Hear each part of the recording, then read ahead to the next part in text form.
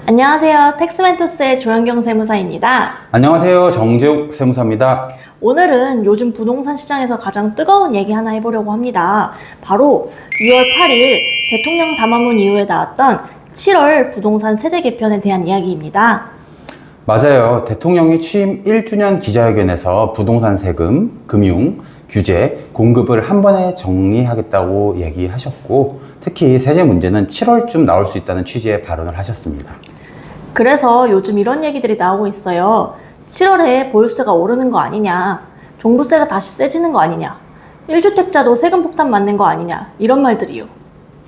맞습니다. 다만 아직 세법이 바뀐 건 아닙니다. 그래서 현재 세법이 바뀌지 않았기 때문에 올해 6월 1일은 지났기 때문에 올해부터 적용되는 건 아니고, 만약에 지금 개정되면 내년부터 적용된다는 거 명심해 주시고, 지금 단계에서 무조건 오른다, 1주택자는 다 안전하다, 이렇게 단정하시면 안 됩니다. 네, 그래서 오늘은 6월 8일 대통령 담화문에 나온 부동산 세금 방향이 어떻게 될지, 그리고 7월 세제 개편에서 실제로 어떤 부분을 중점적으로 봐야 하는지를 알아보도록 하겠습니다. 먼저 이번 담화에서 세금과 관련해서 가장 중요한 단어는 보유세입니다. 네, 보유세라는 거는요, 말 그대로 집을 가지고 있을 때 내는 세금입니다. 대표적으로 재산세와 종합부동산세가 있고요. 많은 분들이 보통 보유세라고 하면은 종부세를 떠올리시게 됩니다. 대통령은 우리나라의 보유세가 다른 나라보다 낮다는 취지로 말씀을 하셨습니다. 그리고 거주 목적으로 가지고 있는 주택은 보호해야 하지만 사치품이나 비거주 1주택 같은 투기 목적으로 가지고 있는 주택이라면 그에 맞는 부담을 지게 해야 한다는 취지의 발언도 하셨습니다. 네, 맞습니다. 이번 1주년 담화에서 대통령께서 대충 이제 이 정부가 가려고 하는 방향에 대해서 말씀을 해주신 것 같고요. 이제 포인트가 되는 거는 대통령의 이런 발언을 토대로 이제 기재부에서 어떤 법령이나 시행령 등을 만들 예정인데, 거기에 어떻게 반영되는지가 핵심이 될 것 같습니다. 그래서 이번 이슈를 단순히 집 가진 사람 일률적으로 세금 부과하겠다라고 보면 안 됩니다. 맞습니다. 핵심은 실거주 목적으로 가진 주택과 투기 목적으로 가진 주택을 어떻게 구분할 것이냐라는 것입니다. 네, 어떻게 나올지 아직 정해진 건 아니지만, 특히 여러 채를 가지고 있는 다주택자, 실거주를 하지 않음에도 여러 채를 가지고 있으면 기본적으로 투기로 간주하겠다는 뉘앙스의 발언을 하신 적이 꽤 있기 때문에 다주택자의 경우 어느 정도 제재가 강해질 가능성이 있다고 보고요. 또한 이제 포인트가 되는 게, 집은 한 채지만 실제로 거주하지 않는 비거주 1주택자의 경우에 어떤 제재가 가해질지, 혹은 이번에는 스킵하게 될지, 이것 또한 논의 대상이 될 수 있습니다. 그럼 현재 우리나라의 종합부동산세 구조가 어떻게 되어 있는지 간략히 알아보도록 하겠습니다. 종부세는 모든 주택 보유자가 내는 세금은 아니고요. 개인 기준으로 가지고 있는 주택의 공시 가격을 합산한 뒤 일정 금액을 공제하고 계산합니다. 현재 개인 주택분 종부세는 일반적으로 9억 원을 공제하고 1세대 1주택자인 사람들은 12억 원을 공제하고 있습니다. 네, 여기서 중요한 건 시세가 아니라 공시가격 기준이라는 건데요. 아시다시피 이번에 얼마 전에 2026년 공시가격이 나온 거 다들 기억하실 텐데, 그때 서울에 어느 정도 중상급지 이상의 아파트들은 대체로 2, 3억 이상, 작년에 비해서 20, 30% 오른 아파트들이 되게 많습니다. 그래서 만약 개정이 되게 된다면 이 오른 공시 가격을 기준으로 내년부터 적용될 예정이라는 거 알아주셔야 합니다. 네, 하지만 이 공시 가격이 우리가 원래 알고 있는 맥과는 다른데요. 예를 들어서 시세가 18억 원인 아파트라고 해도 공시 가격이 12억 원 이하라면 1세대 1주택자는 다른 특이사항이 없는 한 종부세가 나오지 않을 수도 있습니다.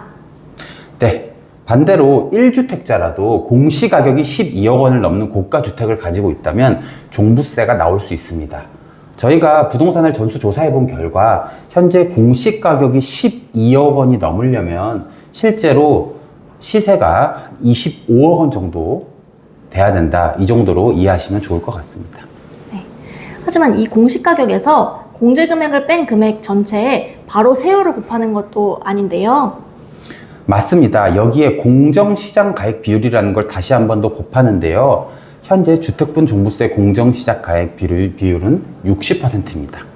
예를 들어서 1세대 1주택자가 공시가격이 20억 원짜리 주택을 가지고 있다고 해보겠습니다. 20억 원에서 12억을 빼면 바로 8억 원인데요. 네. 그리고 이 8억 원에 현재 공정시장가액 비율 60%를 곱하면 종부세 과세표준은 4억 8천만 원이 되는 겁니다. 이 과세표준에 세율을 적용해서 종부세가 계산되는 구조입니다. 그럼 이번 7월 세제 개편에서 가장 먼저 봐야 할 건 뭔가요?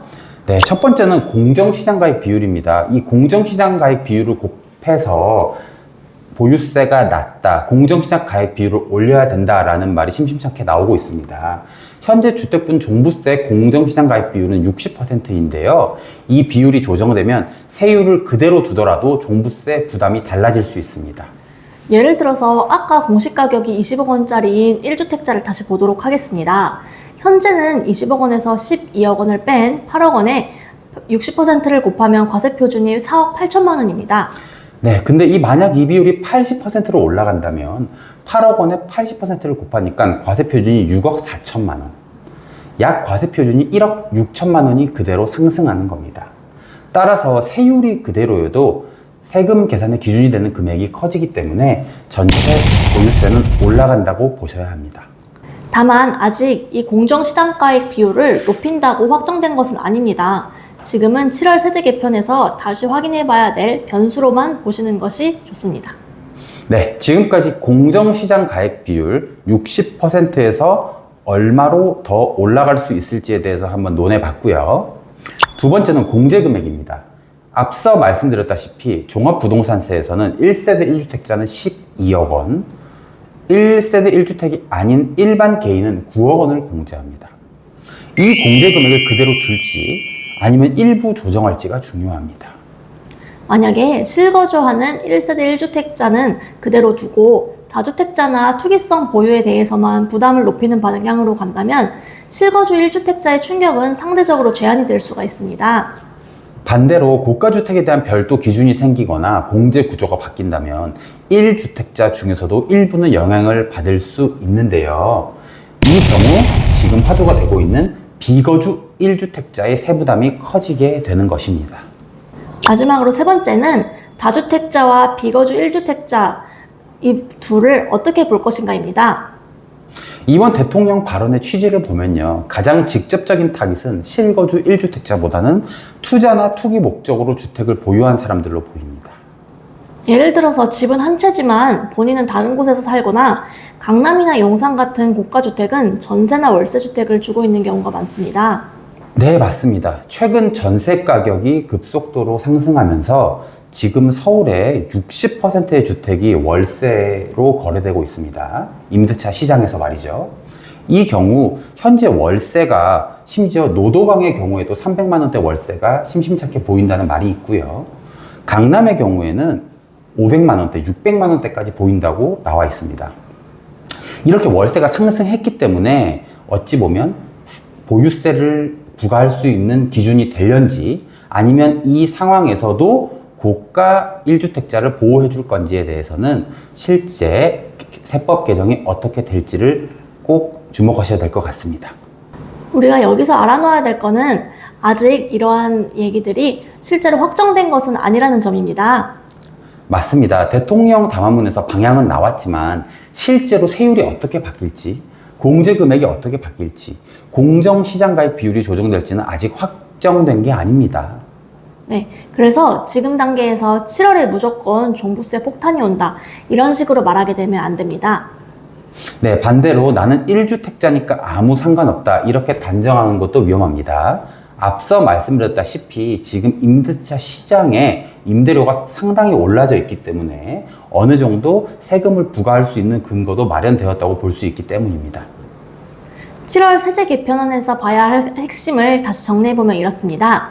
첫 번째, 종부세 공정시장가액 비율을 조정할 것인지, 두 번째, 1세대 1주택자 12억 원 공제를 유지할 것인지, 셋째, 다주택자에 대한 보유세 부담을 어떻게 조정할 것인지, 그리고 고가 1주택자 중에서 실제 거주하지 않는 주택을 별도로 취급할 건지입니다. 이 네 가지가 실제 세금 부담을 결정하는 핵심 포인트가 될 수 있습니다. 네, 오늘 내용을 정리하면 6월 8일 대통령 담화 이후 7월 세제 개편에서 가장 중요한 키워드는 보유세입니다. 특히 실거주 주택은 보호하되 투자나 투기 목적으로 보유한 주택에 대해서는 부담을 높이는 방향으로 논의가 될 수 있다고 저희가 전망하고 있는데요. 네, 다만 아직 확정안이 나온 것은 아니기 때문에 지금은 정확한 세금 계산보다 정책 방향을 이해하는 것이 중요합니다. 특히 다주택자나 공시가격이 높은 고가 1주택자, 실제 거주하지 않는 비거주 1주택 보유자는 7월 세제 개편안을 꼭 확인하셔야 합니다. 네, 대통령 말씀대로 양도세 중과 유예는 5월 10일부로 종료가 되었습니다. 따라서 지금 현재 보유하고 있는 주택이 다주택이건 비거주 1주택이건 아니면 새로운 주택을 청약을 받으시건 어느 정도 변동성은 줄어든 셈이 되겠지요. 이제 남은 건 보유세를 어떻게 감당할지인데 이에 대해서는 텍스멘토스에서 상담을 받으시게 되면 꽤 상세한 그리고 어느 정도 미래를 내다볼 수 있는 자금 계획을, 투자 계획을 세우실 수 있을 거라고 장담합니다. 오늘 영상이 도움되셨다면 좋아요와 구독 부탁드립니다. 지금까지 텍스멘토스였습니다. 감사합니다.